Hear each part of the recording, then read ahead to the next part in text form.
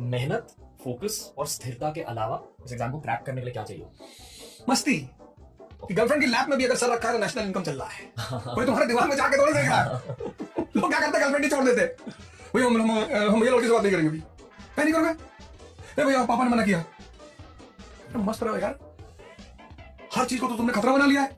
पर आप कभी दिमाग के साथ बैठकर देखिए तो, जैसे मुन्ना मिर्जापुर का एक बड़े घर के बदतमीज युवा का रिप्रेजेंटेटिव किसी घर जा रहा है, उसके बाप की हाइट छोटी है, उसी के लौंडे से मजाक उड़ा रहा है कि भाई ये तो अद्दा है, ये तो अद्दा है। और बदतमीजी की हाइट, यार तुम्हारी अम्मा से मिलते होंगे तो सीढ़ी लगाते होंगे। आर्य प्रेजेंट्स टीआरएस में फिर से आपका स्वागत है दोस्तों। इस वाले पॉडकास्ट की हाइप बहुत टाइम से बिल्ड हो रही है, यूट्यूब शॉर्ट्स की वजह से, रील्स की वजह से। आज अवध ओझा सर हमारे साथ एक लॉन्ग फॉर्म कॉन्वर्सेशन करेंगे। जो लोग अवध ओझा सर को नहीं जानते, ये एक यूपीएससी के कोच है। यूपीएससी सर्कल्स में लोग इनकी बहुत ज्यादा इज्जत करते हैं, इनकी नॉलेज की वजह से, इनकी विड्थ ऑफ नॉलेज की वजह से। यानी कि अलग अलग टॉपिक्स के बारे में इस इंसान को बहुत कुछ पता है। आज के पॉडकास्ट में हमने देश की बात करी, फ्यूचर की बात करी, जियो पॉलिटिक्स की बात करी और कुछ ऐसी चीजों की बात करी जो आई एम श्योर कि आप पहली बार लाइफ में सुनेंगे इस एपिसोड पर। Awadh Ojha sir someone who has achieved it in style, जिंदगी भर बहुत कुछ सीखा, बहुत कुछ सिखाया और आज इनके साथ हम भी सीखेंगे दोस्तों टीआरएस पर। आज की स्टाइलिंग हुई है आजियो की वजह से। अगर आपको भी ऐसे ही फैशनेबल दिखना है तो आजियो आप डाउनलोड कीजिए और तुरंत अपनी स्टाइलिंग स्टार्ट कीजिए। ये है Awadh Ojha sir on AJIO presents the Ranveer show.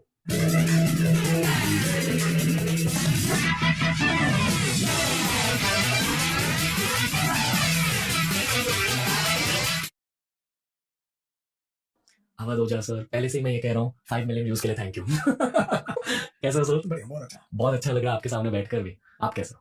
मैं बहुत अच्छा हूँ और मुझे बहुत अच्छा लग रहा है कि एक यंग आदमी इतना डायनेमिक है। ये आपको कैसे पता चला? हमने बहुत कम बात करी है। नहीं, आदमी का चेहरा उसका आईना है। Whatever is going on, it's a mirror. तो यहाँ एक स्क्रीन है, उसका रिफ्लेक्शन यहाँ होता है। ओके, क्योंकि आप एक कोच हो सर, आई फील कि एक अच्छा कोच होने के लिए आपको एक लाइफ लॉन्ग स्टूडेंट होने की जरूरत होती है। डेफिनेटली। ओके, अब आप क्या पढ़ रहे हो? आप एज अ स्टूडेंट क्या पढ़ रहे हो? अभी आजकल मैं एक किताब पढ़ रहा हूँ, Ram Rajya. Okay, it is written by Ashutosh Rana. वो मतलब एक्टर आशुतोष? हाँ, यस। और मतलब wonderful description of Rama, his character and all, बहुत अच्छा। तो आजकल मेरा टॉपिक है राम श्री कृष्ण की, मतलब इनसे कुछ निकाला जाए बाहर, इनकी कुछ रेलेवेंसी क्रिएट की जाए। वो हमेशा रहेंगे रेलेवेंट, तो मेरा टॉपिक ही यही है आजकल, श्री कृष्ण, प्रभु राम वगैरह वगैरह। आजकल क्यों? आजकल इसलिए क्योंकि मैं काफी फ्री फील कर रहा हूँ, शोज करता रहता हूँ, पढ़ाना थोड़ा सा कम हो गया है, तो लाइफ लग रहा है कि डाइवर्ट हो रही है। ओके, अभी तक मैं कोच था यूपीएससी एस्पिरेंट के लिए, अब धीरे धीरे मैं सोशल वर्कर ज्यादा होता जा रहा हूँ कि मेडिटेशन पे काम करना है, प्रमोशन पे काम करना है, तो कुछ अलग ही दिशा में काम चल रहा है। ज्यादा आध्यात्मिक पढ़ाई चल रही है आपकी? ज्यादा आध्यात्मिक पढ़ाई चल रही है। वो पहले होनी चाहिए थी, क्योंकि हम जिस देश में रहते हैं वो अध्यात्म का देश ही है। Bharat means knowledge. लेकिन शायद मकाले के प्रभाव में ज्यादा दिन तक रहे कि कुछ नहीं होता, बाबा कुछ नहीं होते, संत कुछ नहीं होता, ये सब ढकोसलेबाजी है। लेकिन शायद कुछ किस्मत अच्छी थी कि आंख जल्दी खुल गई। कैसे खुली आंख? जब आप बार बार मेहनत करके हारते हो तो एक बात, एक जिंदा दिमाग को हमेशा हॉन्ट करती कि क्यों। जो लोग मेहनत नहीं करते उन्हें हॉन्ट नहीं करती। जो भाग्य के सहारे रहते हैं, बड़ा अच्छा है ऐसा जीवन, भाग्य के सहारे रहना। उसमें दो बातें होती है। एक तो आपको लगता है कि मेरी कोई गलती ही नहीं, तो जहां गलती नहीं वहां इंट्रोस्पेक्शन नहीं। तो मैं बड़ा अप्रिशिएट करता हूं लोगों को जो भाग्य के सहारे रहते हैं। उनके जीवन से जो लेबर वर्ड है वो खत्म हो जाता है। लेकिन विवेकानंद कहते हैं कि आप अपने भाग्य के निर्माता हो, और शुरू से मैं उनके इन्फ्लुएंस में रहा हूं, उनकी बड़ी सारी किताबें पढ़ी, तो मुझे लगता था कुछ तो गलत हो रहा है। बस वहीं उसी गलती ने इंट्रोस्पेक्शन की शुरुआत की, और उसी इंट्रोस्पेक्शन का परिणाम है कि आज मैं यहां हूं, स्पेशली अध्यात्म के रास्ते का। आपकी गलती ये थी कि आप मटेरियल ग्रोथ पर फोकस कर रहे थे? मटेरियल ग्रोथ पे फोकस कर रहे थे, और मैं अपने आप को नहीं देख पा रहा था। इस जीवन में सबसे इंपॉर्टेंट है खुद को देखना। मैं अपना छोड़ के सबको देख रहा था। ओके, ये लड़का आईएएस बन रहा है, ये बिजनेसमैन बन गया, इसके पास 500 करोड़ आ गया, इसने मर्सिडीज खरीद ली। तो वो जो मेरा अटेंशन दूसरों पे रहा लगातार, उससे मुझे लगता था कि यार मैं क्यों नहीं कर पा रहा हूं। मैं आउट ऑफ फोकस हो गया था। कभी की बात कर रहा हूं मैं बात कर रहा हूं आज से करीब 15 साल पहले की। ओके, जब मेरे अटेम्प्ट्स खत्म हुए यूपीएससी के, वहां से मुझे लगा कि नहीं नहीं नहीं, इतना मेहनत करने के बाद अगर कुछ नहीं मिल रहा है तो कुछ ना कुछ गड़बड़ तो जरूर है। अभी मानते हो कि भगवान आपके मेहनत को रजिस्टर करते हैं, चाहे आपको उस मेहनत से रिजल्ट्स ना मिले, पर भगवान हमेशा वो रिजल्ट्स आपके हाथ में डाल देगा, शायद थोड़े टाइम बाद, पर मेहनत रजिस्टर होती है, तो शायद उस मेहनत का फल आपको आज मिल रहा है। Definitely definitely. मेहनत कभी, श्रम कभी खाली नहीं जाता, कभी नहीं जाता। वो जैसे मैं ये बात यहां से कहना चाहूंगा रणवीर शो से, कि जितने भी लोग इस दुनिया में मेहनत करते हैं उन्हें निराश कभी नहीं होना चाहिए। क्योंकि अगर आप जिम लगातार जा रहे हैं तो बॉडी तो बनी रही है, भले आप मिस्टर यूनिवर्स ना बन पाए, पर शरीर में कुछ ना कुछ तो चेंज हो ही रहा है। तो मेहनत दुनिया में एक ऐसी चीज है जो खाली नहीं जाती। जब हमने पॉडकास्ट की शुरुआत की थी 2019 में, हमारा गोल ये था कि सक्सेसफुल इंसानों के दिमाग को एक्सट्रैक्ट करके उनके बेस्ट बिट्स दुनिया के सामने हमें पेश करना था। ठीक है, सेल्फ इंप्रूवमेंट ओरिएंटेड पॉडकास्ट था हमारा पहले। 2 साल के लिए सेल्फ इंप्रूवमेंट का कंटेंट चला और फिर ऑडियंस के प्रेफरेंसेस बदल गए, क्योंकि आई फील कि यूट्यूब पर सेल्फ इंप्रूवमेंट कंटेंट पे सैचुरेट हो गया। हर कोई बेसिकली ज्ञान दे रहा था, ये करो, वो करो, ये मत करो, मैं ये करता हूँ, ऐसे हैबिट होना चाहिए, ऐसे आपको सोना चाहिए। और आज किसी को सेल्फ इंप्रूवमेंट कंटेंट चाहिए नहीं। शायद स्पिरिचुअल सेल्फ इंप्रूवमेंट कंटेंट लोगों को चाहिए क्योंकि वो सब्जेक्ट बहुत ज्यादा गहरा है, पर मोस्टली लोगों को आज के जमाने में नॉलेज चाहिए, जबरदस्त नॉलेज, डीप नॉलेज चाहिए। और फ्यूचर के बारे में लोगों को ज्यादा जानना है क्योंकि हर किसी को पता है कि अगले 10 साल भारत के होने वाले हैं। करेक्ट। बट ऑनेस्टली इसी सेंटेंस को एक कठोर तरीके से देखा जाए, मेरे अकॉर्डिंग ये बोलने की बात है अनलेस आप एक गेम प्लान बनाओ खुद के लिए। तो अगले 10 साल में एग्जैक्टली गेम प्लान क्या होगा? दुनिया भर में टेक का प्रोग्रेस हो रहा है, एआई का प्रोग्रेस हो रहा है, बहुत सारी कंपनीज बन रही है। आई फील कि भारतीयों को एक गेम प्लान चाहिए। तो आपके अकॉर्डिंग गेम प्लान होना क्या चाहिए? और specifically try addressing UPSC aspirants. UPSC का भी फ्यूचर थोड़ा समझा दीजिए, मतलब फ्यूचर क्या होने वाला है? फ्यूचर को इंप्रूव करने का सबसे प्यारा तरीका है पास्ट की एनालिसिस और प्रेजेंट में वर्क। मतलब हम जब पढ़ते हैं यूपीएससी में भी, तो हम करते क्या है कि 1950 का भारत क्या था, फिर 1991 का क्या हुआ, 2023 में क्या है और 47 में क्या होगा। ये हमारा चार्ट होता है कि 1950 का भारत क्या था, प्राइमरी सेक्टर क्या थी, एग्रीकल्चर क्या था, इंडस्ट्री क्या थी, इंफ्रास्ट्रक्चर कैसा था, बैंकिंग कैसी थी। तो इसका एक आउटलाइन चार्ट बनाते हैं जी। फिर वहां से हमने जर्नी शुरू किया।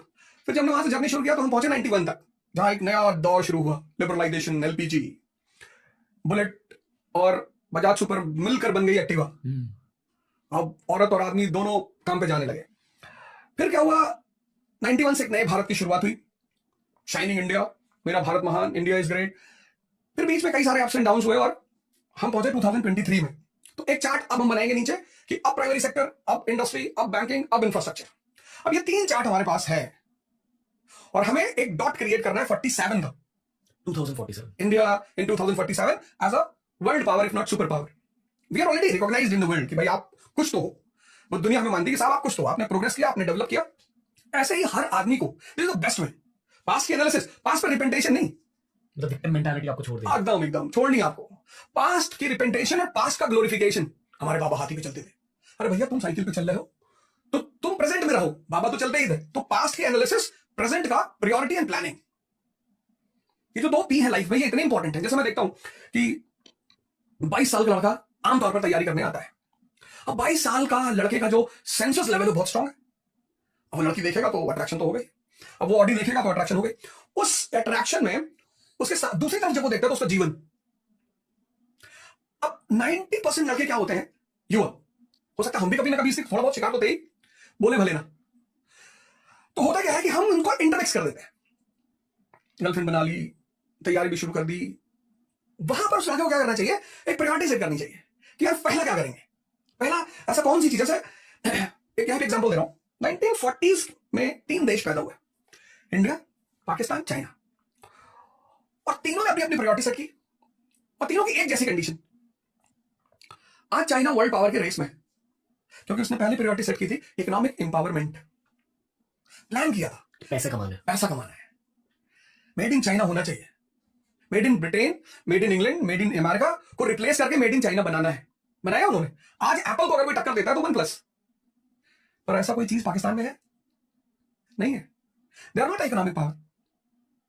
इंडिया OnePlus नहीं बना पाई, लावा बनाई। अब 3 प्रोडक्ट्स है, 3 कंपनियों, 3 देशों की स्थिति पता चलती है। अगर मैं औकात शब्द ना यूज करूं तो स्थिति पता चलती है। एक एप्पल एक तरफ रख दे सामने, एक OnePlus रख दे, एक लावा रख दे, तो हमें इस लावा को OnePlus के स्टेज पे ले जाना है और फिर एप्पल। तो जो इकोनॉमिकली स्ट्रांग हो जाएगा वो पॉलिटिकली स्ट्रांग हो जाएगा, जो इकोनॉमिकली पॉलिटिकली स्ट्रांग हो जाएगा वो मिलिटरीली स्ट्रांग हो जाएगा। ये जियोपॉलिटिक्स का बेसिक लॉजिक होता है। एग्जैक्टली।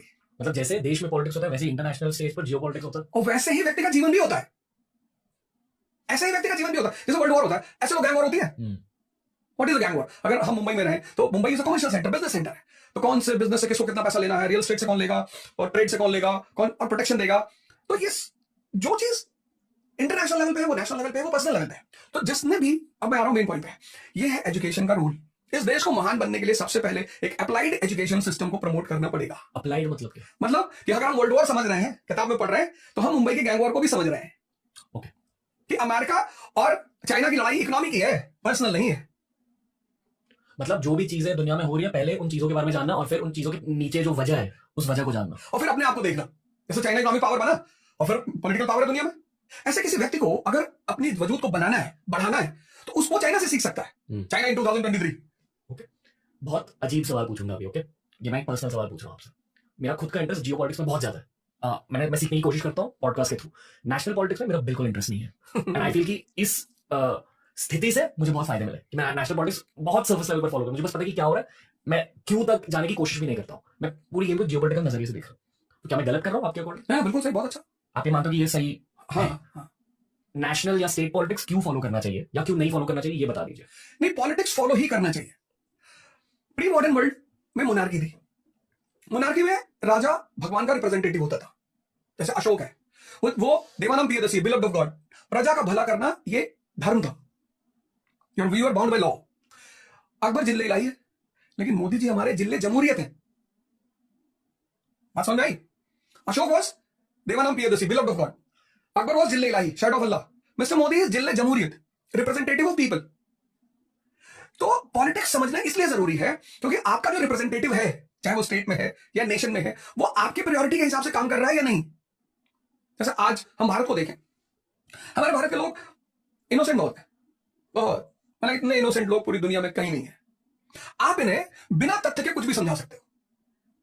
ये देश एविडेंशियल नहीं है, जैसे ब्रिटेन का आदमी आपसे एविडेंस मांगेगा। ये देश लॉजिकल है, बस आप लॉजिकली किसी चीज को प्रूव कर ले आओ, लोग मान लेंगे। तो ये देश बड़ा इनोसेंट। इसलिए अगर इस देश को महान बनना है तो इस देश के लोगों को पॉलिटिक्स पढ़नी ही पड़ेगी, उसे समझना ही पड़ेगा कि मेंबर ऑफ पार्लियामेंट का काम क्या है। उसका सिर्फ पैर नहीं छूना है। एक मेंबर ऑफ पार्लियामेंट किसी इलाके में आता है, पूरा मोहल्ला पैर छूने के लिए भागता है। भैया आपका रिप्रेजेंटेटिव है, रिश्तेदार थोड़ी है। पैर हम किसका छूते हैं? किसी सम्मानीय का, शिक्षक का, गुरु का, संत का। भैया तुम्हारे ऑफिस में डीजीपी साहब आ गए, आप जाओगे पैर छूने, आप प्रणाम करोगे, सर नमस्कार, जय हिंद सर। तो पॉलिटिक्स समझना बहुत जरूरी है। फिर आपने ये क्यों कहा कि अगर आपने जियोपॉलिटिक्स समझ लिया तो नेशनल और स्टेट? नहीं, मैंने ये कहा कि मेरा कहने का मतलब ये था, उसमें मैंने समर्थन दिया था कि जियोपॉलिटिक्स समझना एक पीएचडी करने के बराबर है। ओके, जियोपॉलिटिक्स वो आदमी समझ सकता है जिसकी ज्योग्राफी बहुत अच्छी हो। सिर्फ हिस्ट्री पढ़ने वाला आदमी जियोपॉलिटिक्स कभी नहीं समझ सकता। भाई इजराइल, 99% लोग दुनिया में ये समझते हैं कि इजराइल का जो मसला है वो मुसलमान और यहूदी का मसला है, क्योंकि वो इतनी टेक्निकल जगह है ज्योग्राफिकली। 99% आप किसी से पूछो, हिंदू से पूछो, सिख से पूछो, किसी से कि यार ये इजराइल, अरे बोले भैया यहूदी जो है जबरदस्ती मुसलमानों के इलाका कब्जा किया होगा। किसी को नहीं पता कि यह मसला जितना इतिहास पुराना है उतना ही पुराना ही मसला है। कभी वहां रोमन एम्पायर का दबदबा था, क्योंकि जिसका भी वहां कब्जा होगा वो पश्चिम और पूरब के ट्रेड पे कब्जा करेगा। फिर बाइजेंटाइन एम्पायर आया, फिर ऑटोमन एम्पायर आया, फिर ब्रिटिश एम्पायर आया, और आज अमेरिकन एम्पायर है। तो अमेरिकन एम्पायर वहां सीधे तो बैठ नहीं सकती, तो इजराइल उसका रिप्रेजेंटेटिव है। तो उस ज्योग्राफी को समझना, मेडिटेरेनियन, स्वेज कैनाल, रेड सी, इतनी टेक्निकलिटी कौन सीखे। तो जो आदमी जियोपॉलिटिक्स में इंटरेस्टेड है उसका मतलब उसका माइंड बड़ा मैच्योर है, बड़ा समझदार माइंड है, बड़ा डीप नॉलेज रखने की वो फितरत रखता है। तो जो पीएचडी करने की सोचेगा वो क्लास 10 की सिविक्स बुक नहीं पढ़ेगा। हमारा संविधान, हमारी संसद, ऐसे तो छोटी छोटी हेडिंग होती है। तो इसलिए मैंने कहा कि बहुत अच्छा यार, जियोपॉलिटिक्स बहुत अच्छी चीज है। तो बेसिकली अगर आपने 10th स्टैंडर्ड की पढ़ाई कर लिया तो फर्स्ट स्टैंडर्ड की पढ़ाई क्यों करें? क्यों करें? यही लॉजिक। ओके, थोड़ा सा क्या कहूँ, मैं एक रिस्की चीज कहूँ। हमारे डेटा के अकॉर्डिंग भारत में आजकल जियोपॉलिटिकल कंटेंट बहुत ज्यादा चल रहा है, मतलब लोगों का इंटरेस्ट बढ़ रहा है जियोपॉलिटिक्स में, और व्यूअर्स पूरे इंडिया से आते हैं, ना कि सिर्फ शहरों से। पूरे इंडिया के लोग अभी जियोपॉलिटिक्स में इंटरेस्ट ले रहे हैं। क्या नेशनल पॉलिटिक्स और स्टेट पॉलिटिक्स में इंटरेस्ट घटेगा आपके अकॉर्डिंग? नहीं, इंडिया का आदमी मजा लेने वाला आदमी है। ओके, जैसे भैया हमारी तुम्हारी गाड़ी मैरिन ड्राइव पे लड़ गई और हम दोनों झगड़ा करने लगे, तो 500 लोग खड़े होकर देखेंगे। ये इंडिया के लोगों की एक बड़ी अजीब सी बात है। मतलब दुनिया भर में बिग बॉस चाहिए। हाँ, तो मजा ले रहे हैं। और अगर हम दोनों नहीं लड़े, मतलब दूसरे को हमने घुसा नहीं मारा, तो पब्लिक बड़ी निराश होगी। ओके, मजा ही नहीं आया, टाइम वेस्ट कर दिया। तो ये इंडियन साइकोलॉजी है। जैसे यूक्रेन वॉर चल रहा है, अब किसी को नहीं पता क्यों चल रहा है। इस दुनिया, भारत में सिर्फ 1% लोगों को पता चलता होगा कि ये वार्म वाटर पॉलिसी का परिणाम है। पीटर द ग्रेट लेकर आया था 17वीं सेंचुरी में, लेकिन देख सब रहे क्यों? क्योंकि यार भैया यूक्रेन हुआ, आज पुतिन हुआ, कह रहा था कि न्यूक्लियर मार देंगे। तो जो 4 आदमी बैठे हुए अंधेरी में चाय की दुकान पे, और पूना में ये वाले चाय वाले पास बैठे हैं, और इलाहाबाद में पप्पू चाय वाले, इनको कोई वॉर से थोड़ी मतलब है। अच्छा, पहले क्या था? पहले ये वॉर दिखाई नहीं पड़ती थी लिबरलाइजेशन से पहले। सबके घर में टीवियां नहीं थी, अब सबके घर में टीवी है। अब टीवी जिसके पास नहीं भी है, तो एप्पल से लेके लावा तक का फोन तो है ही है। यूट्यूब खोल लेता हो कि मिसाइल मारा पुतिन ने कहा होगा दुनिया का खात्मा। अरे भैया, तो जो इंडियन साइक है, वो जो मोहल्ले के झगड़े में मजा लेती थी, अब वो इंटरनेशनल में मजा ले, उसको बाहर नहीं, उसको कारण नहीं जानना। ऐसा थोड़ी कि इस देश का हर आदमी जियोपॉलिटिक्स में इंटरेस्ट ले रहा, उसको मजा आ रहा है। एक और कठोर चीज कहनी है मुझे सर, और प्लीज करेक्ट मी, ठीक है, अगर आप अग्री नहीं करो। ओके, हमने इसी के पहले कहा कि अगर हमें भारत को सच में आगे लेकर जाना है, फिर से सोने की चिड़िया बनाना है भारत को, तो फिर हमें पैसे कमाने होंगे, हाँ। पैसे कमाने एंटरप्रेन्योरशिप से, हाँ। बिजनेस खोलकर, करेक्ट? बिल्कुल, यहां तक अग्री? बिल्कुल, बिल्कुल। अगर हम जिंदगी भर सिर्फ बिग बॉस देखें और शार्क टैंक नहीं देखें तो फिर भारत आगे कैसे जाएगा? और ये जो हम कह रहे हैं कि अगले 10 साल भारत के होने वाले, ये बहुत रोमांटिक चीज है। हाँ। बहुत कम लोग असल में बिजनेस करना चाहते हैं, असल में मेहनत करना चाहते हैं। शायद जो जेन जी है, जेन अल्फा है, मतलब 2005 के बाद जो लोग पैदा हुए, उनसे मुझे होप है। पर मेरे एज के, मैं 1993 बॉर्न हूँ, बहुत कम लोग एंटरप्रेन्योरशिप के बारे में सोच रहे हैं। बहुत कम लोगों के सपने बहुत ज्यादा बड़े, बहुत सारे लोगों को देश छोड़कर जाना है। असलियत क्या है? क्योंकि अच्छी फीलिंग के लिए हम ये कह सकते हैं कि हाँ भारत के अगले 10 साल है, भारत का डेकेड है, पर असलियत क्या है आपके अकॉर्डिंग? असलियत यह है कि इस देश में दो बातें हैं। एक, आपने अपनी जनरेशन को जैसे सदगुरु है, कैसे तैयार किया उन्होंने अपनी बेटी को? मतलब सदगुरु की बेटी is a ideal for every parent in this country, कि हमें सिर्फ परसेंटेज पे नहीं ध्यान देना, पर्सनैलिटी पे ध्यान देना है। ये देश सब कुछ करेगा, ये जो देश है हमारा, ये सब कुछ करेगा। वो क्यों लोग बिग बॉस बैठ के देख रहे हैं? उनको समझ में नहीं आ रहा, करे क्या? ग्रेजुएशन कर लिया, पोस्ट ग्रेजुएशन कर लिया, एमबीए कर लिया। इस देश की एक मेंटेलिटी है नौकरी। जैसे हमारे मोदी जी ने कहा कि आत्मनिर्भर भारत। हम देखते हैं रेड लाइट पे छोटी छोटी चीजों को लोग बेचते हैं। एक डॉग, मैंने देखा लोगों को वो डॉग टॉय बेचते हैं जिसका डॉग का सर हिलता रहता है, 100 रुपए में 2। वो भी चाइना से आता है। जो विंड पाइप, वो वाइपर होते हैं छोटे छोटे, इतनी बड़ी बॉटल में वाइपर लगा होता है विंड ग्लासेस साफ करने के लिए, मेड इन चाइना लिखा हुआ उसमें। तो अगर हमारी एजुकेशन सिस्टम, जैसा कि हमारी गवर्नमेंट आजकल कह रही है कि हम स्किल डेवलपमेंट करेंगे और हम लोगों को सेल्फ डिपेंडेंसी की तरफ ले चलेंगे, तो नौकरी करने के बजाय, सबको तो नौकरी मिलेगी नहीं, वैसे भी 1 अरब 50 करोड़ का देश है, सबको कहां मिलेगी? मैं कल ही जब मैं मुंबई आ रहा था, मैं सोच रहा था, मैंने सोचा यार कुछ ना कुछ ऐसा किया जाए कि लोगों को ये बात लगे कि यार नौकरी मिलने से पहले हमें कुछ ना कुछ तो करना चाहिए। जैसे मैंने बहुत सारे लोगों को देखा, वो कहते हैं कि गरीब बच्चे कैसे पढ़ेंगे, गरीब बच्चे स्कूल में होते हैं, 12th के बाद कोई गरीब नहीं होता। ये सब साइकोलॉजी किसने फैलाई? हमने फैलाई। यूपीएससी में गरीब बच्चे कैसे पढ़ेंगे? भैया जो यूपीएससी की तैयारी करने आ रहा है वो ग्रेजुएशन किया हुआ है ना, उसने 12th किया होगा, या तो कॉमर्स से किया होगा। कॉमर्स का लड़का अकाउंटेंट हो सकता है। अगर उसने साइंस से किया है, साइंस से, तो अगर रणवीर अलाहाबादिया 93 बॉर्न अपना शो चला सकता है यूट्यूब की असेसमेंट की वजह से, और एक अच्छा शोमैन है इंडिया में, तो वो जिसने 12th कर लिया, फिजिक्स पढ़ लिया, वो 10th की फिजिक्स नहीं पढ़ा सकता। भाई सेल्फ डिपेंडेंट होना है तो कुछ क्रिएटिव करना है। आप एक 1000 रुपए का बोर्ड लगा लो, जिस फोन पर आप पढ़ते हो उसी फोन से रिकॉर्डिंग करना शुरू कर दो, और कुछ ऐसा पढ़ाओ फिजिक्स में कि वो जो क्लास 9-10 का बच्चा पढ़े ना, वो आपको स्टक हो कैसे देखे। क्यों है भैया? Newton third law, action reaction, Newton first law, a body at rest will be at rest, a body in motion will be in motion. आप म्युनिसिपल कॉर्पोरेशन का ऑफिस गए काम कराने, बाबू की तरफ देख ही नहीं रहा, आपकी फाइल नहीं देख रहा है, आपको न्यूटन का पहला लॉ याद आ गया कि body at rest will be at rest. आपने 2 बड़ी बड़ी चॉकलेट फाइल पर रख दी, बाबू ने चॉकलेट की तरफ देखा, फोर्स अप्लाई किया ना आपने। चॉकलेट कुछ भी हो सकती है। ये है creativity. In spite of thinking only about employment, आप कुछ क्रिएटिव भी तो करो, आप कुछ पैदा भी तो करो। इस देश के युवा को एक चीज बता दी गई है, नौकरी नहीं मिलेगी तो तुम्हारी शादी नहीं होगी। अरे नौकरी से शादियां होती हैं, डाइवोर्स भी तो इसीलिए हो रहा है क्योंकि सारी शादी होगी नौकरी से। शादियां व्यक्ति से होती हैं, शक्ति से होती हैं। तो इस देश के माहौल को बदलना होगा। वो बिग बॉस देखना कोई बुरी बात नहीं है, कभी कभी देख भी लेना चाहिए, बड़ा ड्रामा होता है, ड्रामा एंजॉयमेंट है ना, तो वो हमें भी पता होता है, तो देखना चाहिए, किसी चीज का ऐसा नहीं है, करना चाहिए। लेकिन अगर हमें बिग बॉस से वो लॉबी को हटानी है, या मूवी से हटानी है, सीरीज से हटानी है, तो हमें उसको ये बताना होगा कि भैया देखो तुम कुछ क्रिएटिव करो, कुछ एक छोटा सा इंस्टेंस में बता दो। 1853 में जापान गुलाम हो गया, पहला काम उन्होंने किया जैसे वो गुलाम हुए, 1757 में हम गुलाम हुए, 1857 तक हमें पता ही नहीं चला कि हम गुलाम है। गांधी जी को 1920 में जब उन्होंने कहा स्वराज, लोगों ने पूछा क्या? अरे मैंने सेल्फ राइट, आजादी। अरे लोगों ने कहा भैया हम तो आजाद है, हमारे 13 बच्चे में किसी ने रोका ही नहीं। 1920 के आदमी को भारत में पता ही नहीं था कि वो आजाद नहीं है। 1920 और गुलाम हुआ, आज तक गुलाम है, पता ही नहीं इनको, कहते हैं मैं यहूदी परेशान कर रहे हैं। लेकिन 1853 में जापान गुलाम हुआ, जैसे ही गुलाम हुआ उन्होंने एक डेलीगेशन भेजा वेस्ट को, यमगाता डेलीगेशन, यमगाता वहां का समुराई था, तो डेलीगेशन भेजा। वो डेलीगेशन 14 साल वेस्ट में रहा, उन्होंने भेजा कहा जाओ पता करो कि हम कमजोर क्यों है। और 14 साल बाद जब वो लोग वहां से लौट कर आए, डेलीगेशन लौट कर आए, तो उसने कहा साहब उनका एजुकेशन सिस्टम बड़ा जबरदस्त है साहब। बोले कैसा है? बोले रैशनलिज्म और ह्यूमनिज्म पे बेस्ड है सर। तो इस देश को, जहां से हमने क्वेश्चन शुरू किया था कि अगले 10 साल भारत में पहले क्या करना है, एजुकेशन को अप्लाइड करना है, लड़के के दिमाग को जिंदा करना है, परसेंटेज से हटाकर उसको पर्सनैलिटी पे लाना है। जो लड़का 25 साल में डिप्रेशन का शिकार है, वो 98.2% लेके क्या करेगा? बताओ। एजुकेशन, फिर इकोनॉमी। अब एजुकेशन इकोनॉमी इंप्रूव होगी, ह्यूमन रिसोर्स आपका बढ़िया होगा, आपके पास क्रिएटिव माइंड्स होंगे। हम क्यों हायर करेंगे एडवाइजर्स बाहर से? इंडिया को डेलीगेशन बाहर से आता बताने के लिए कि साहब अपनी सड़कें ऐसे बनाओ, हमारे बच्चे बचाने वाले नहीं है। लेकिन हमने उन्हें क्रिएटिव नहीं बनाया। यहां का सबसे ज्यादा पढ़ा लिखा लड़का यूएस जा रहा है, जर्मनी जा रहा है। क्यों जा रहा है? क्योंकि उसे इज्जत नहीं मिल रही है। तो तीसरा काम हमें करना है, गुड गवर्नेंस बनानी है। कि अगर रणवीर 1 करोड़ रुपए टैक्स दे रहा है इंडियन गवर्नमेंट को, तो उसे लगे कि नहीं यार, गवर्नमेंट बॉदर्स अबाउट मी। और अगले 10 साल में made in India,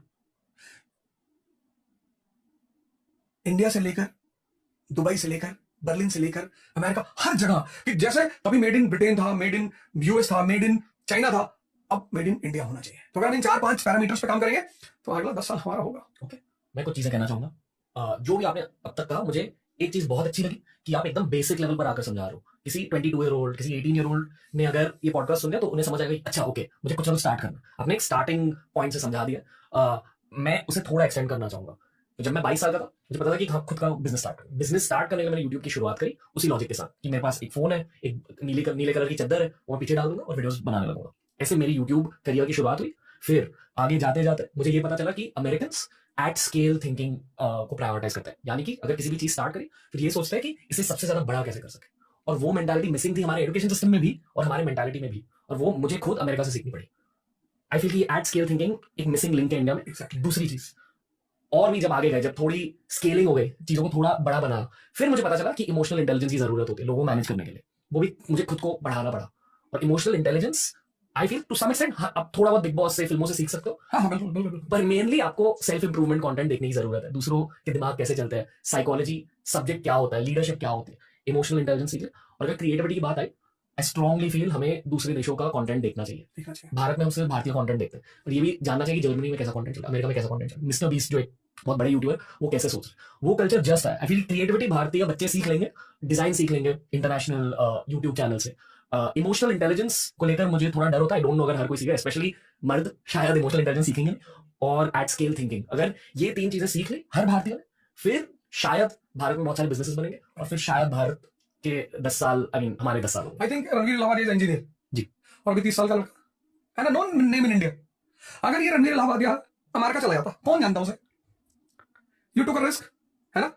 you thought creative, you take your example. मैं तो अभी यही सोच रहा था, यू स्पीकिंग, तो मुझे लगा यार एग्जांपल मेरे सामने बैठा हुआ है। मुझे बहुत सारी चीजों का सामना करना पड़ा था कॉलेज में, जब मैं प्लेसमेंट के लिए नहीं बैठा, जब मैंने जीआर ही नहीं दिया। मेरे सारे दोस्त जीआर ही दे रहे थे, अमेरिका जा रहे थे। मैंने उसका नहीं, मुझे लगता है कि हाँ अपॉर्चुनिटी है, कुछ ना कुछ कर सकते, कुछ ना कुछ बड़ा कर सकते। बहुत मजाक उड़ाया गया, मुझे बहुत बुरा लगता था, बहुत रोता था अकेले में। Now see you took the risk ना। मैं ये सोच रहा था कि you are 30 year young guy. Old तो ये लोग हम लोग नाम में लगाते हैं, 20 year old. You are 30 year young guy, और यार तुमने इतना बढ़िया, you are doing such a great job. मतलब यू टेक अ कंटेंट, मतलब टीआरएस शो का सबसे खास बात पता है कि यू टेक रेलेवेंट कंटेंट्स। जैसे मैं बहुत शोज में जाता हूँ, बुलाते हैं लोग, आमतौर पर लोग क्या करते हैं, मेरे पास को खंगाल दें। वो थोड़ा सा उनको बड़ा रोमांटिक लगता है कि अच्छा तुमने ऐसा किया था, गोली चलाई दी। पर this you are talking such a good thing ना, ये चीज बड़ी प्यारी है। जैसा यू सेड जस्ट नाउ कि लोग जो है उग चुके हैं, उससे हर आदमी अब सेल्फ डेवलप ज्ञान नहीं सुनना चाहता। कितनी अच्छी रीडिंग है ये। मीन्स कि you are doing big homework on that. अब आदमी कुछ और सुनना चाहता है, और वो सुनकर क्या करेगा, डेवलप करेगा। टीआरएस शो देख रहे, जब जो आदमी शो देख रहा होगा उसको कितनी चीजें इनपुट के रूप में मिल रही होंगी। तो अब एक अगर रणवीर इलाहाबादिया अमेरिका नहीं जाकर इंडिया में इतना बड़ा काम कर सकता है, तो you are an example, living example sitting in front of me. If exactly this will be done, इसको मैं कह सकता हूं रणवीर इलाहाबादिया प्रोग्राम। तो तुम्हारे नाम पे प्रोग्राम ही बना दो कि इस देश के लड़कों को सीखना चाहिए कि नहीं, सिर्फ अमेरिका जाना ही सोल्यूशन नहीं है। It's a big market India, 1 billion 50 crore people are there. If anything clicks positive, you will be a name in this country and entire world. एक और रॉ चीज कहना चाहूंगा, यहाँ है पैसे कमाने के लिए। ये गलत फहमी है कि यहाँ बैठकर पैसे नहीं कमा सकते। मोस्टली हर कोई पैसों के लिए वहां जाता है। डेफिनेटली इज्जत के लिए, जो आपने इज्जत की बात करी, बट इन अ वे इज्जत आपको पैसों के थ्रू मिलती है, और उन पैसों के लिए वहां लोग चले जाते हैं बिना जाने कि यहाँ के जो बिजनेसेस अब ग्रो कर रहे हैं वो इंटरनेशनल मार्केट्स को टारगेट कर रहे हैं। दूसरे देशों का पैसा अब यहाँ आने वाला है अगले 10 सालों में। इसी वजह से शायद हम सोने की चिड़िया बनेंगे। बिल्कुल बनेंगे। पर आई फील कि बहुत जो ब्रेन ड्रेन हुआ, जितने सारे लोग जा चुके हैं अमेरिका में, यूरोप में, उन्हें थोड़ा सा लौट कर आना है, या एटलीस्ट वहां जो पैसे कमा रहे हैं यहाँ इन्वेस्ट करना है। पर हर कोई एक इंडिविजुअल पर्सपेक्टिव से सोचता है मोस्टली, तो उन्हीं स्कीम्स में इन्वेस्ट करेंगे जहां उन्हें सबसे ज्यादा फायदे मिलेंगे।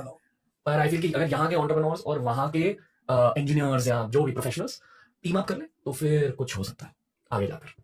पर मैं पॉजिटिव भी नहीं हूँ, नेगेटिव भी नहीं हूँ इस चीज को, मैं बस क्यूरियस हूँ, मुझे देखना कि क्या होगा। तो ये मेरा माइंडसेट है। एंड इस पॉडकास्ट के थ्रू मैं लोगों के साथ डिसएग्री करना चाहता हूँ। मतलब अगर आपने कुछ कहा, मैं आपके साथ डिसएग्री करना चाहता हूँ, ताकि व्यूअर्स और लिसनर्स की समझ बढ़े। डिसएग्रीमेंट से समझ बढ़ती है। एंड मोस्टली भारत में क्या बात है, क्या लाइन है, डिसएग्रीमेंट से समझ पड़ती है। And in this country people think disagreement means enmity. क्या बात है, वंडरफुल लाइन, डिसएग्रीमेंट से समझ पड़ती है। अगर मैं कुछ गलत कह रहा हूँ या अगर आप कुछ अग्री नहीं कर रहे हो मेरे साथ, प्लीज सर डिसएग्री। ओके, पर पॉडकास्ट में आगे बढ़ने से पहले मैं आपके दिमाग को जानना चाहता हूँ थोड़ा, ठीक है, ताकि हम और शार्पली आगे बढ़ सके, क्योंकि आपसे बहुत बात करनी है। तो हमारा एक राउंड है जिसका नाम है Ajio presents keep it casual. तो आपके दिमाग के अंदर और आपके दिल के अंदर मैं एक डीप डाइव करूंगा आपको जानने के लिए, ताकि हम भारत की बातें कर सके इन मोर शार्प वे। ठीक है सर, आप रेडी हो? हाँ रेडी। ओके ओजा सर, डीप डाइव के लिए आप रेडी हो? Ajio presents keep it casual. Question 1, भारतीय इतिहास की सबसे बेस्ट और सबसे वर्स्ट चीज क्या है? भारतीय इतिहास की सबसे बेस्ट चीज ये है, इतिहास एज अ सब्जेक्ट, हिस्ट्री जी। भारतीय इतिहास की सबसे बेस्ट चीज ये है कि जित पुरानी सारी सभ्यताएं खत्म हो गई, रोम यूनान सब खत्म, भारत जिंदा है। ओके, भारत जिंदा है, लेकिन उस जिंदा भारत ने जो उसके लिए अमृत था उस पर ध्यान देने की बजाय कहानियों पर ज्यादा ध्यान दे दिया। रोमांस यानी कि लड़के लड़की वाला रोमांस नहीं, रोमांटिक थिंकिंग। एग्जैक्टली, उस पर ज्यादा ध्यान दे दिया। अगर वो भारत के जिंदा होने के और उसके महान होने की गाथा पे ध्यान देता ना, जो कि अब गवर्नमेंट करने को सोच रही है, इसको लेकर बड़ा हल्ला मच रहा है, पर शायद ऐसा मुझे लगता है कि वो यही सोच रहे हैं कि उस भारत का जो अमृतत्व का सिद्धांत है उसको फिर से जिंदा किया जाए। कैसे सोच रही है? हम सारा काम करते हैं मन से, पढ़ाई करते हैं मन से, लड़ाई करते हैं मन से, प्रेम करते हैं मन से, सब मन से ही तो होता है। और ध्यान देते हैं सबसे ज्यादा शरीर पे, एलिमेंट का सूप लगाते हैं, एलिमेंट का शैम्पू लगाते हैं, एलिमेंट का तेल लगाते हैं और खाते हैं गुटखा। तो जहां पर लोग, जिस देश में लोग ये ना समझ पाए कि सारा खेल जब मन से है तो सबसे पहले किसको मजबूत करना है? मन को। तो कौन सी विधा है भारत की? ध्यान, मेडिटेशन।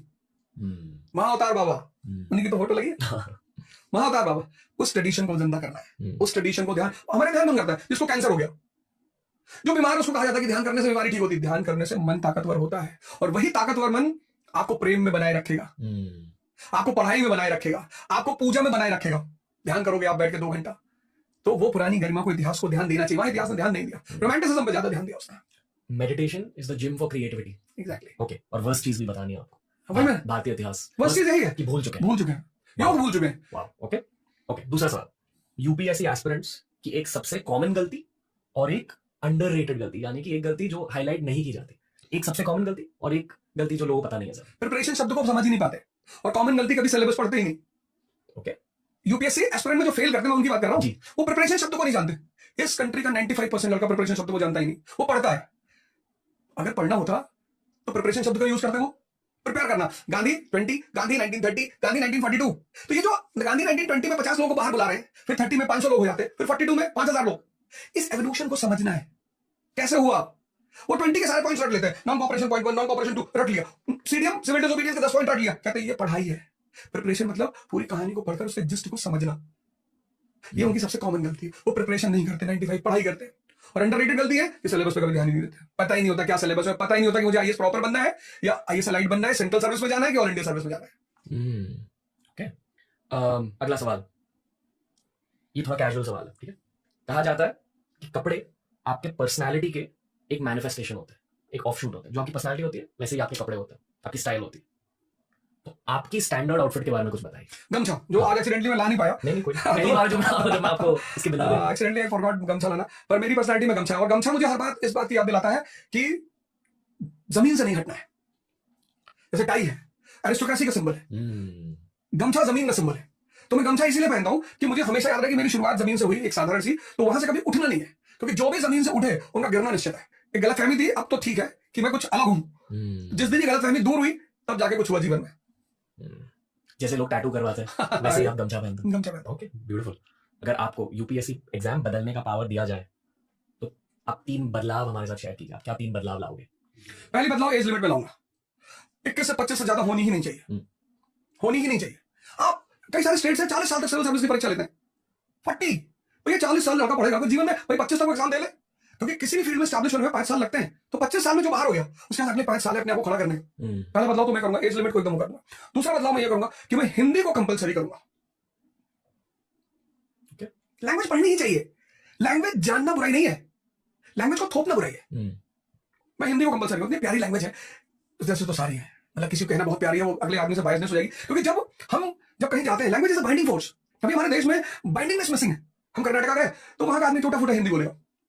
अब जैसे मैं अगर न्यूयॉर्क की सड़क पर टहल रहा हूं और कोई आदमी फोन पे बगल से बात करते हुए जा रहा है हिंदी में, तो definitely I will be attracted to that person.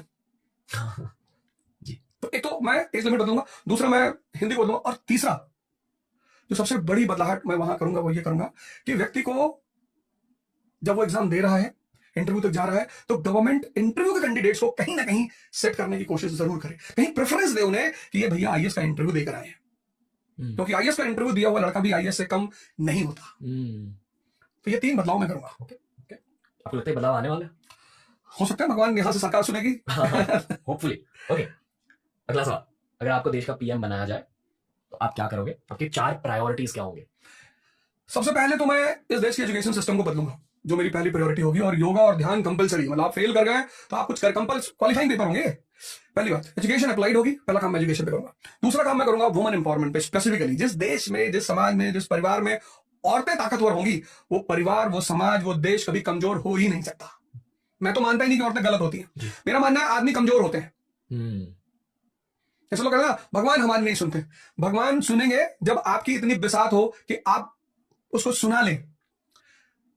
तो वैसे भी मैं वुमन और भगवान को दोनों साथ साथ ही रखता हूं। तीसरी बात,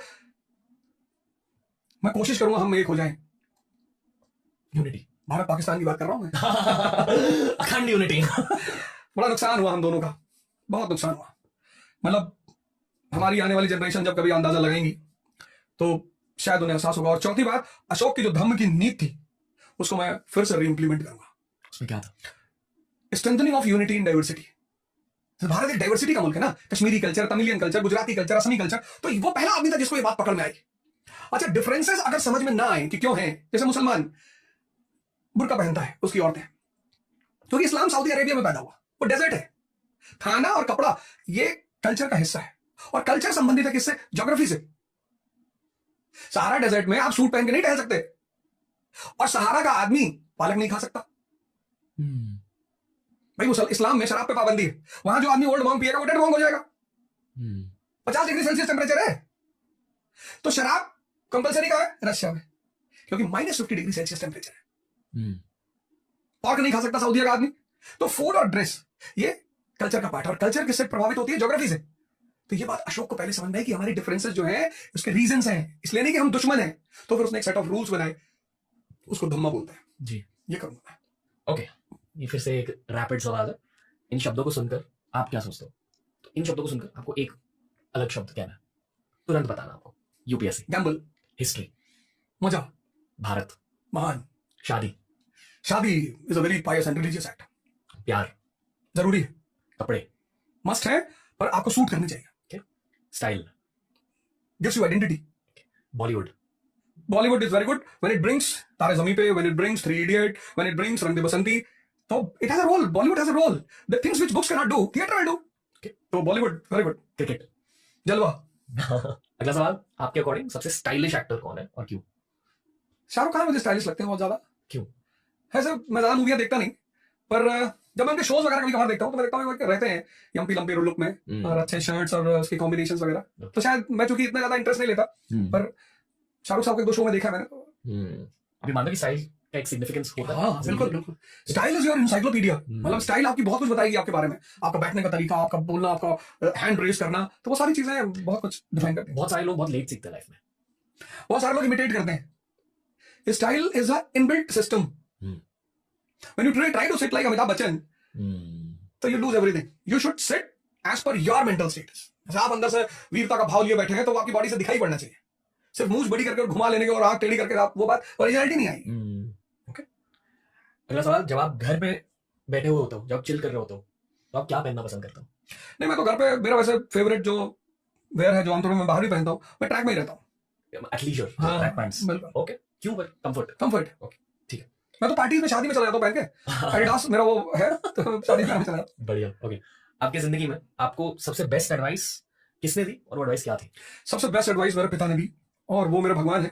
और वो यही थी कि देखो बेटा, अपने दिमाग को जिंदा कर लेना, क्योंकि तुम दुनिया में जो भी करोगे, मैं काफी दिन तक उनकी इस बात को समझ नहीं पाया वो क्या कह रहे थे, लेकिन जब उन्होंने मुझसे कहा, और आज भी वो भगवान के आशीर्वाद से मेरे साथ है, और जब भी मुझे एडवाइस लेनी होती है, मैं यहां से इस मन से कहूंगा कि हर आदमी को अपने जीवन में एक ऐसा आदमी रखना चाहिए जिसकी एडवाइस पर वो ध्यान दे, क्योंकि एडवाइसें जीवन बदलती हैं। अभी रिसेंटली मुझे अपना ऑफिस शिफ्ट करना था अपने कंपनी का, तो मैं इलाहाबाद जा रहा था। मैंने पिताजी को फोन किया, मैंने कहा यार मैं इलाहाबाद अपना ऑफिस खोल रहा हूँ। तो बोले यार शाहरुख खान और अमिताभ बच्चन दिल्ली से बंबई गए थे, तुम यार इलाहाबाद जा रहे हो। पीछे क्यों आ रहे हो? तो मैंने प्लान ड्रॉप कर दिया, मैंने कहा मैं मुंबई जा रहा हूँ। तो उन्होंने मुझे हमेशा, और ये जो दिमाग वाली एडवाइस दी उन्होंने कि बेटा दिमाग को मारना मत, दबना मत, किसी चीज को इसलिए मत करना क्योंकि दुनिया कर रही है, क्योंकि कल दुनिया नाली का पानी पीने लगे। जैसे लोग कहते हैं यार सभी सिगरेट पीते होंगे, जैसे लोग आज कहते नहीं कि भैया शराब पीना तो फैशन है, होगा कल नाली का पानी पीना फैशन हो जाए फिर। तो ये बात मुझे उनकी बड़ी अच्छी, वो कहते थे कि देखो बेटा जब तुम खाने की कोई चीज खरीदते हो तो उसके पीछे उसका कंटेंट लिखा होता है, कार्बोहाइड्रेट, फैट, विटामिन। जब सिगरेट खरीदना तो उसका कंटेंट चेक कर लेना कि कितनी प्रोटीन है इसमें। तो बोले ये सब जिंदा दिमाग के काम है, क्योंकि पढ़ने से कुछ नहीं होता। एक से एक पढ़े लिखे लोग कितने बड़े बड़े साइन बोर्ड लिखे हुए हैं, कंपलसरी मैंडेटरी पान की दुकान वालों के लिए कि cigarette smoke is injurious to health, photo बना दिया उसके पैकेट पे, फेफड़ा बना दिया, कैंसर लिख दिया। लेकिन चूंकि वो दिमाग जिंदा नहीं है इसलिए शायद, या फिर भारत के लोगों को मैं वैज्ञानिक भी मानता हूँ, एक्सपेरिमेंट करते रहते हैं कि पी के देख रहे हैं कि कैंसर हो रहा है कि नहीं हो रहा है। तो 20 साल पिए तो उनको लगा तो झूठ ही बोलते रहते हैं यार, ऐसा थोड़ी है, मैं 25 साल से पी रहा हूँ मुझे तो नहीं हुआ। तो वो भी एक अप्रोच है लाइक, लेकिन my father is best advice giver in my life, mentor है बेसिकली। मेंटर है। ओके, आपके शोहरत फेम से नतीजे एक चीज जो आपको बिल्कुल पसंद नहीं है। ट्रोलिंग। ट्रोलिंग होती है। आपको क्या ट्रोलिंग मिलती है? नहीं, जैसे मुझे ट्रोल करते हैं ना यूट्यूब वगैरह पे, सोशल मीडिया पे बहुत सारे लोग ट्रोल करते क्या हैं। कहते हैं?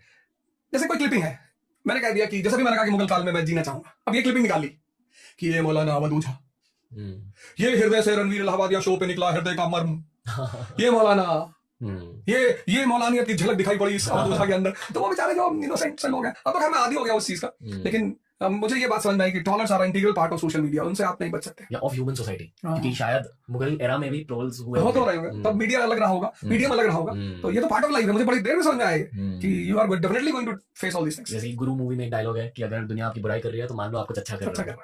ओके, इन शब्दों की असलियत समझाइए। मौत। मौत एक बहुत बड़ी सच्चाई है जिस पर कुछ बोला नहीं जा सकता। इसलिए नहीं बोला जा सकता, एक ही आदमी है जिसने मौत पे बोला है, वो है Socrates. He is the only person. बाकी उस पर बोलने का मतलब वो किस बातें कर रहे हो कि कपड़ा बदलना होता है, आत्मा शरीर छोड़ के नए वस्त्र धारण करती है, सब गीता में लिखा हुआ है, पर वो सेल्फ एक्सपीरियंस होना चाहिए, उसमें बोला नहीं जा सकता। जिंदगी युद्ध है, वॉर।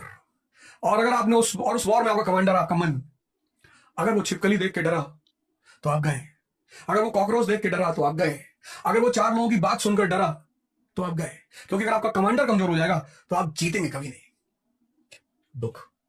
दुख अच्छी चीज है। एक तो आपको वास्तविकता से परिचय कराता है। जब मेरे पास पैसे नहीं थे, मैं जब दिल्ली में ऐसे घूमता था और कई दिन तक, मैं सिखों को कुछ नहीं कहता, मैं कई दिनों तक तो मैं वहां बंगला साहिब में खाना खाता था और कोई मुझे एंटरटेन नहीं करता था। जानते थे लोग कि भैया बात करेंगे तो पैसा मांग लेगा। और मेरे दोस्त हैं, मैं उनका नाम जरूर लूंगा, पंकज पांडे जी, वो पता नहीं क्या उनके मन में रहता था, लेकिन वो हमेशा मुझे पैसे देते थे। मैं जब भी उनसे मांगता था 10,000, 5,000, 15, लोग मना करते थे उनको, चलो यार क्यों पैसे दे रहे हो, उससे मिलेगा नहीं पैसा। पर पांडे जी कभी मना नहीं किया। और एक बार तो मैं उनके बैग से करीब 50,000 रुपये निकाल लिया 2006-7 में। तो बड़ा प्यारी घटना है कि अगर मेरे घर वाले लोग होते तो शायद मुझे गाली देते, झगड़ा करते मुझसे। वो बेचारे मॉरिशस थे, वहां से लौट कर आए और किसी को उन्होंने भेजा था पैसा निकालने के लिए, तो उसने कहा कि भैया 50,000 रुपये में। तो लौट कर आए, अपने बिस्तर में बैठे हुए थे ऐसे टेक लगा के। मैं समझ गया कि भाई ने पैसा देखा होगा। मैंने कहा बड़ा चिंतित लग रहा है यार। हाँ बोले यार थक गए। मैंने कहा थकान वाली चिंता नहीं है, कुछ और है।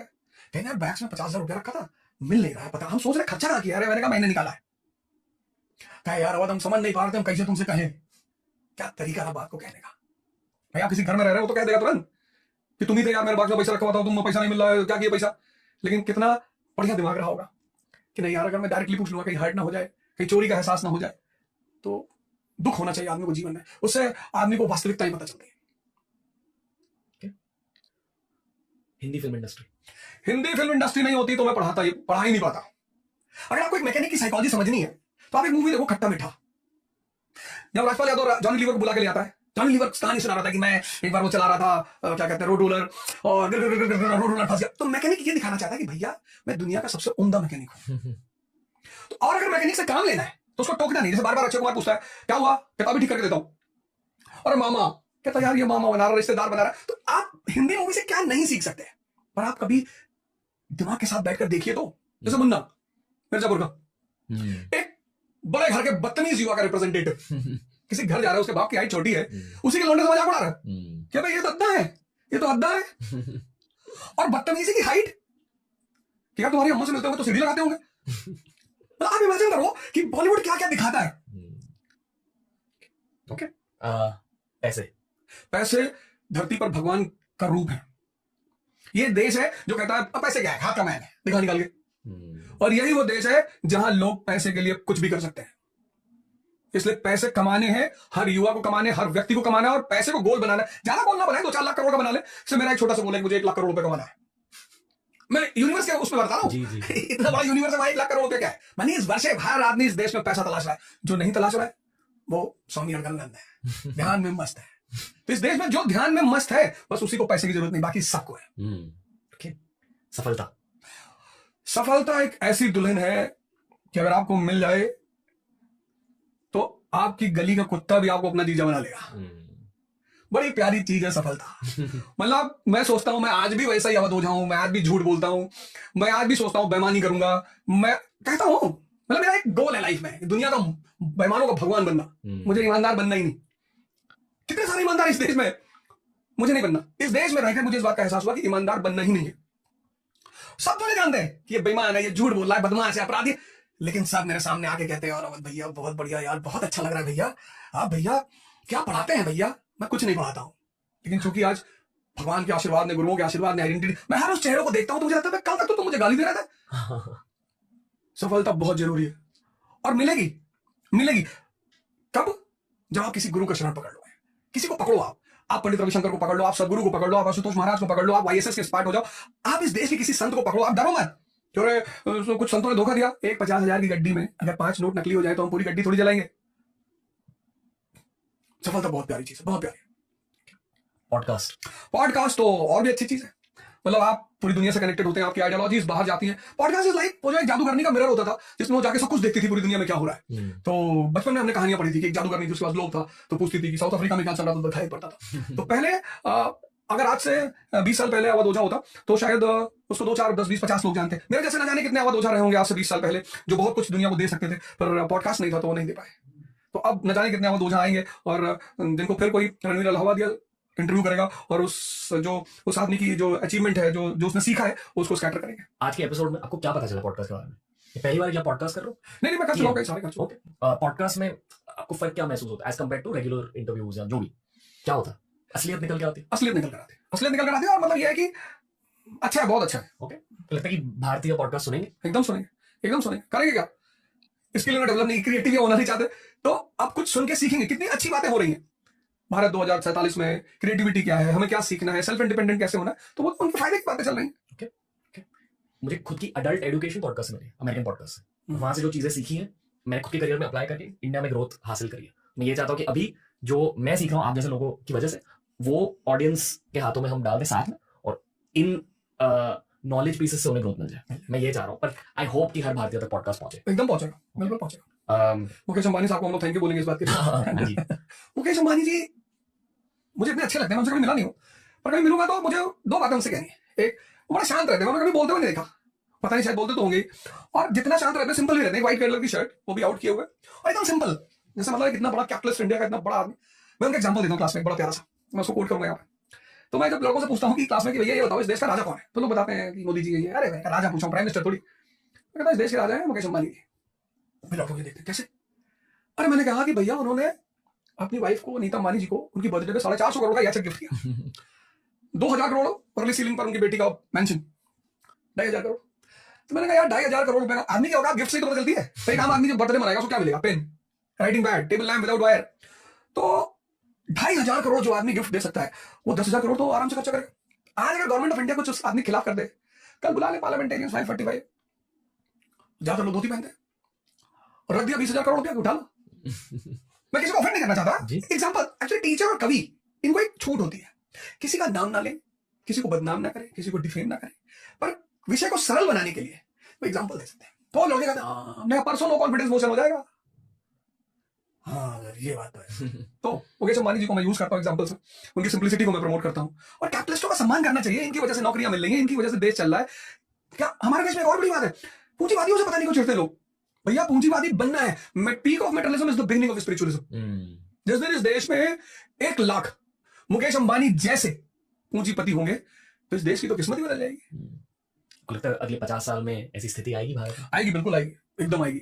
अब हमारे देश का जो युवा है उसको हर तरफ से कनेक्टिविटी मिल रही है, इन्फॉर्मेशन मिल रही है, बात चल रही है। जैसे मेरी बात अब हम यहाँ बात कर रहे हैं, तो मैं यहाँ के मन से अपने युवाओं को, अपने मित्रों को बोलूंगा कि देखो यार, ये मत कहो कि मैं गरीब हूं, ये कहना ही छोड़ो कि मैं गरीब। मैं 7 महीने होटल में काम किया, शादी हो चुकी थी, कोचिंग चल रही थी, पैसा आता नहीं था, बेटी हो चुकी थी, किससे डेली जाकर मैं कहता मुझे पैसे दो? तो मैं कहूंगा, मैं यहां से कहूंगा कि सब कुछ ना कुछ करो, कुछ ना कुछ। और धीरे धीरे एक एक्सपीरियंस मिलता है, पैसा भले ही कम मिलता है। मैंने जब पढ़ाना शुरू किया तो मोहम्मद हुसैन भाई थे, उनकी वजह से मैं पढ़ाना शुरू किया, तो वो हमें खाना खिलाते थे, कोई पैसा वैसा नहीं, कभी दे दिया 2000 5000 10,000 पैसा नहीं। लेकिन हमारे साथ के लोग कहते थे तुमको बेवकूफ बना रहा है। अरे मैंने कहा कोई बेवकूफ नहीं बना रहा है, अनुभव दे रहा है। तो जब आप बाहर निकलते हो, समाज को फेस करते हो, कुछ काम करते हो, तो पैसे कम मिलेंगे आपको, नो डाउट, अनुभव तो मिलेगा, साहस मिलेगा, हिम्मत मिलेगा, स्ट्रगल करने की क्षमता बढ़ेगी, कॉन्फिडेंस बढ़ेगा, तो आएंगे परिवर्तन। ऐसी बात नहीं कि नहीं आएंगे, बिल्कुल आएंगे। अवध ओझा का सबसे मनपसंद खाना क्या है और क्यों? मेरा सबसे मनपसंद खाना है बाटी चोखा। सेम। और बाटी चोखा के लिए मैं पैदल 10-20 किलोमीटर चला जाऊं जी तो, और वो भी खासकर जो पूर्वांचल में बनती है, बिहार में, जी जी जी। वो उस पे उपले में भुना हुआ आलू, हाँ जी। उसी में भुना हुआ टमाटर और पूरा मसाला और मिर्चा और ये सब डालकर घी में डूबी हुई बाटी, अरे उसका कोई तोड़ नहीं। मुंबई में इसकी बहुत कमी फील होती है हमें। अच्छा, यहाँ अच्छे लिट्टी चोखा बाटी चोखा मिलते नहीं, ओह। तो मैं बोलता हूँ अपने किसी दोस्त को कि भैया तुम बात करो, मुंबई में बहुत स्कोप है वहाँ। यही था हमारा आज you present keep it casual round sir. बहुत कुछ पता चला आपके बारे में, आपके दिल को हमने जाना, पर मैं आपको कठोर सवाल भी पूछूंगा। बिल्कुल। हर हिस्टोरिकल फिगर के दो पहलू होते हैं, और बेसिकली आपके रियलिटी के अकॉर्डिंग, आपके जज्बातों के अकॉर्डिंग, जिस पहलू में आप ज्यादा बिलीव करते हो आप वो पेश करोगे। नहीं, ऐसा नहीं है। जैसे मैं क्या करता हूँ, मेरा मानना ये है कि लाइफ, मैंने कहा युद्ध है, तो हर दिन चुनौतियां हैं, तो जो आदमी के लिए चुनौती प्रॉब्लम है वो आम आदमी है। जैसे कोई आया, उसने कहा यार मेरी यार येलो करा लेते, ये तो बड़ा गंदा सा कलर है। अरे भैया आपको कौन से कलर से शादी करनी है? ओके। कुछ लोग अप्रोच लाइफ में ऐसा होता है, वो हर जगह जहां जाते हैं ना कमी निकालते हैं। हम आए हैं यहाँ 2 घंटे का शो करने, सब कुछ अच्छा है। क्यों अच्छा है? क्योंकि जिसका है उसको अच्छा लग रहा है। मैं आपको एक बहुत तीखी चीज बोलूंगा, ठीक है? मेरे ओके, और उस तीखी चीज कहने से पहले मैं मेरी खुद की रियलिटी भी शेयर करूंगा लोगों के साथ। मैं खुद अल्ट्रुइस्टिक थॉट में बिलीव करता हूँ, यानी कि संसार का भला होना चाहिए, हर व्यक्ति का भला होना चाहिए, हर प्राणी का भला होना चाहिए, और ये मेरी कोर फिलोसफी है। रिसेंटली स्पेशली मैं बुद्धिज्म से बहुत ज्यादा इंस्पायर हूँ, और मैं खुद हिंदू, हर किसी से प्यार करता हूँ, हर धर्म से प्यार करता हूँ। हमारे देश के बहुत सारे हिंदू परिवारों में और बहुत सारे मुस्लिम परिवारों में दूसरे फेथ की बुराई होती है, पर घर के अंदर, ठीक है, घर के अंदर शायद एक हिंदू परिवार इस्लाम की बुराई करेगा और एक इस्लामिक परिवार हिंदुइज्म की बुराई करेगा, और ये ठीक है, ये असलियत है, ये सिर्फ इस देश की असलियत नहीं है, ये दुनिया भर की है। पर पब्लिक में शायद उन्हीं जज्बातों को ज्यादा सेलिब्रेट करने के लिए हम हिस्टोरिकल नजरिए शेयर करते हैं, ताकि जो हम घर पर बातें कर रहे हैं वो बातें वैलिडेट हो जाए कि ये देखो इसलिए मैं वो वैसी बातें करता हूँ। फॉर एग्जाम्पल, शायद जिस घर में हिंदू फैमिलीज इस्लाम की बुराई करते हैं वो पब्लिकली हिस्टोरिकली मुस्लिम्स की बुराई करेंगे, और जिस घर में मुस्लिम्स हिंदुओं की बुराई करते हैं वो पब्लिकली आकर शायद कोई हिस्टोरिकल हिंदू की बुराई करेंगे, और ये एक ह्यूमन नेचर की असलियत है। पर ये इंटरनेट का पास्ट फेज, यानी कि पिछले 5-10 सालों में बहुत शार्प ओपिनियंस थे इंटरनेट पर, हर चीज को लेकर पोलराइज्ड ओपिनियंस। आई फील कि अगले 5-10 सालों में होपफुली ब्रोकन डाउन ओपिनियंस होंगे, जहां लोग 360 डिग्री से उसी चीज को देखेंगे, एंड आई होप कि पॉडकास्ट के थ्रू ऐसी थॉट इंक्रीज हो जाए। बिल्कुल, कोई भी पूरे तरीके से अच्छा नहीं है, कोई भी पूरे तरीके से बुरा नहीं है, हर इंसान ग्रे कलर का होता है, कोई व्हाइट या ब्लैक नहीं है, नहीं होता, करेक्ट। उस नजरिए से हमें स्पेक्ट्रम की बातें करनी चाहिए। आई डोंट फील कि अकबर पूरे तरीके से एक विलन भी था, पूरे तरीके से हीरो भी था, करेक्ट। कुछ अच्छी चीजें करी भारत के लिए, कुछ बुरी चीजें करी भारत के लिए, पर ओवरऑल हमारे पॉडकास्ट में आपने मुगल फेस को काफी ज्यादा हाईलाइट किया, एंड आई एम श्योर कि आपने भी मुगल फेस को इसी नजरिए से पढ़ा है, पूरे तरीके से रिसर्च के साथ। तो उस ग्रे स्पेक्ट्रम में कहां पड़ता है मुगल फेस? एकदम बुरा था भारत के लिए? नहीं, अच्छा था भारत के लिए। लाल किला बना, ताजमहल बना, सब बना। तो काफी सारे हिंदू ये मानते हैं कि क्योंकि बहुत सारे हिंदू कन्वर्ट हुए इसलिए मुगल फेस बुरा था देश के लिए। नहीं, ऐसे तो बहुत सारे लोग क्रिश्चियनिटी में भी कन्वर्ट हुए अंग्रेजों के आने के बाद। अंग्रेजों से बहुत पहले, मुगलों से बहुत पहले केरला में क्रिश्चियनिटी आई, लोग वहां क्रिश्चियन बने। वो तो जैसा कि एक कहानी मैं सुनता हूं, मुझे बड़ी हंसी आती है उस कहानी को सुन के। फिर मैंने कहा हमारे देश के लोग बहुत इनोसेंट है। तो उस साहब ने कहा कि औरंगजेब जो है डेली 10,000 हिंदुओं को मार के खाना खाता था। मैंने कहा अच्छा। मैंने उनसे कुछ नहीं कहा, मैं सबसे बहस नहीं करता। एक बार एक गधे ने बाघ से कहा कि दादा, बाघ ने कहा क्या? कहा घास नीली है। बाघ ने कहा बदतमीजी कर रहे हो तुम मुझसे, घास हरी है। उसने कहा नहीं दादा, आपकी आंख खराब है, टेस्ट करा लो, घास नीली होती है। बाघ ने कहा बदतमीज, चलो राजा के पास, गए शेर के पास। बोले भाई साहब ये सर ये कह रहा घास नीली होती, मेरी आंख खराब है। शेर ने देखा बाघ की तरफ, कहा बाघ को 50 कोड़े मारे जाए। गधा हंसता हुआ चला गया। तो बाघ ने कहा कि सरकार आप तो राजा हैं, आप तो देख ही रहे कि घास हरी है। बोले घास तो हरी है, ये सजा तुझे गधे से बहस करने के लिए मिल रही है। जिस देश में लोग इंजीनियरिंग करने के बाद कंपाउंड की डिफिनेशन नहीं जानते, 10th के बाद जिन्होंने हिस्ट्री नहीं पढ़ी 90% लोगों ने, और हिस्ट्री पढ़ी भी तो ये सुन के पढ़ी कि बेटा इतिहास पढ़ने से नौकरी नहीं मिलती, उस देश में क्या हिस्ट्री पे डिस्कशन होगा? जिस देश में 98% लोगों को सन 90 में या तो डॉक्टर बनना था या इंजीनियर बनना था। तो कोई बुरा अच्छे की बात नहीं। जैसे हमारी पड़ोस की आंटी ने मुझसे कहा कि अवध, मैंने कहा जी आंटी, बोले मेरे बेटे को स्कूल छोड़ दो। मैंने छोड़ दिया, मैं उनके लिए बहुत अच्छा हो गया। उन्होंने मुझसे कहा मेरे बेटे को स्कूल छोड़ दो। मैंने कहा मैं तो अपनी माँ की बात नहीं सुनता, तुम्हारी क्यों सुनूंगा। अब वो मेरी बुराई करने लगी। इस देश में, इस दुनिया में खासकर, आप जिसके इंटरेस्ट के में हैं आप उसके लिए अच्छे हैं। अच्छा बुरा कुछ होता नहीं। वही जो आप घर पे बात करते हो, एग्जैक्टली जो आपके दिल में है। तो मुगल्स जो है वो, मैं तो बार बार ये कहता हूं कि इस देश का आदमी क्यों नहीं सुधरता। आप सिर्फ रोते हो, साहब हमको मोहम्मद गजनी ने मारा, साहब हमको साहब 17 बार मारा साहब, फिर साहब हमको सर तैमूर लेम ने मारा सर 1398 में साहब, सर दिल्ली में बड़ा खून खराबा मचा, फिर साहब हमको साहब बाबर आके मारा साहब, फिर साहब हमको नादिर शाह सर 1739 साहब हमारा पीकॉक थ्रोन लेकर चला गया साहब, फिर साहब अब्दाली आके मारा साहब। अरे तुम कैसे आदमी हो यार, तुमको बार बार बाहर से आके आदमी मार रहा है, तुम एक ही नहीं हो रहा। तो तुम अपनी कमी देखने की बजाय क्या एस्केप रूट निकाला भारतीयों ने, वो मुसलमान बड़े बदतमीज है। अरे तुम ताकतवर हो जाओ, यहूदी ताकतवर नहीं हुए। डॉट जैसा मुल्क है वेस्ट एशिया में, किसी की औकात हमको आंख दिखा दे। मैं एक और चीज हाईलाइट करना चाहूँ। पॉडकास्ट के स्टार्ट में आपने कहा कि हर भारतीय, हिंदू, मुस्लिम, सिख, बुद्धिस्ट, थोड़े रोमांटिक होते हैं, पास्ट में जीना पसंद करते हैं, Exactly. ना कि प्रेजेंट में जीना। और प्रेजेंट में मुझे 2 फील्ड से बहुत ज्यादा इंस्पिरेशन मिलती है। पहली फील्ड स्पोर्ट्स, जहां कोहली और शिखर धवन के साथ मोहम्मद सिराज और मोहम्मद शमी भी एक ही टीम में खेलते हैं। और दूसरी फील्ड बिजनेस, क्योंकि अभी चाइना और अमेरिका हमारी बहुत मुझे गाली नहीं देनी है, आप समझ रहे हैं, लेने वाले हैं। और अगर हमें ये विश्व कप जीतना है तो हमें भारतीय क्रिकेट टीम से इंस्पिरेशन लेनी होगी, जहां जात धर्म देखे नहीं जाते, एबिलिटी देखी जाती है और टीम वर्क देखा जाता है। पर इस पॉडकास्ट के थ्रू हमने करीब 500 एपिसोड रिकॉर्ड किया। मैंने ये डेफिनेटली देखा कि जिन लोगों के पॉलिटिकल एम्बिशंस होते हैं या जो लोग नेशनल पॉलिटिक्स में बहुत ज्यादा ध्यान देते हैं, वही लोग ये हिंदू मुस्लिम के झगड़े को हाईलाइट करते रहते हैं इस पॉडकास्ट पर। और जो लोग कैपिटलिस्टिक होते हैं, जो लोग फ्यूचरिस्टिक होते हैं, जो लोग जियो पॉलिटिक्स समझते हैं, वो हमेशा हिंदू मुस्लिम यूनिटी के बारे में बात करता है। क्योंकि अगर इस देश में हिंदू मुस्लिम यूनिटी टूटी, देश भी टूटेगा, और ये सच है। एग्जैक्टली पर बहुत सारे पॉलिटिशियंस अपने खुद के एम्बिशन के लिए हिंदू मुस्लिम यूनिटी को तोड़ना चाहते हैं, या एक्चुअली में हिंदू मुस्लिम यूनिटी नहीं तोड़ना नहीं चाहते, फायदा उठाना चाहते हैं।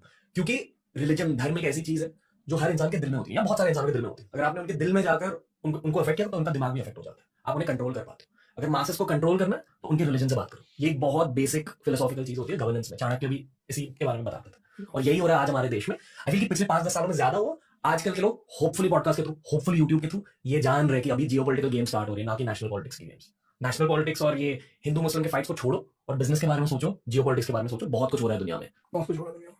कुछ कहना चाहोगे? नहीं बिल्कुल, मैं दोनों पे कहना चाहूंगा, स्पोर्ट्स के बारे में भी। स्पोर्ट्स, पहले मैं स्पोर्ट्स पे बोलूंगा। स्पोर्ट्स जीवन में जितनी इंपॉर्टेंट सांसें हैं, आज देखो कितने लोग डायबिटिक पेशेंट हैं। क्यों?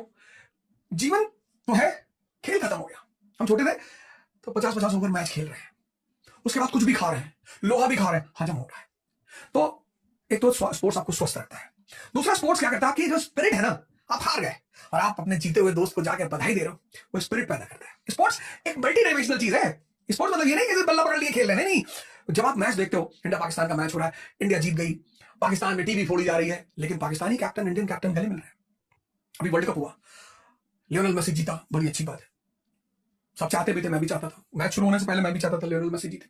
जब मैच खत्म हो गया तो उस मैच से एक हीरो पैदा हुआ, एम्बापे। लड़ता रहा, मारता रहा। अब वो जो स्पिरिट है उसकी, वो मेरी ताकत बन गई। उस बंदे ने अपना पेनल्टी शॉट तो मार ही दिया ना, कि हारना नहीं है बॉस। फ्रांस के प्रेसिडेंट ने जाकर उसके कंधे पे हाथ रखा है, उसने कहा यार। तो स्पोर्ट्स आपको स्वास्थ्य देता है, स्पोर्ट्स आपको स्पिरिट देता है, स्पोर्ट्स ध्यान सिखाता है। जिसका मन अनस्टेबल है वो क्या खेलेगा? तो जहां पे इतने फैक्टर्स जुड़े हुए हैं, आज के बच्चे, 12 साल के बच्चे को शुगर है, क्योंकि सबके पास पैसा है, ज्यादातर लोगों के पास। खाना बच्चों को अच्छा खिला रहे हो, लेकिन बच्चे खेल ही नहीं पा रहे।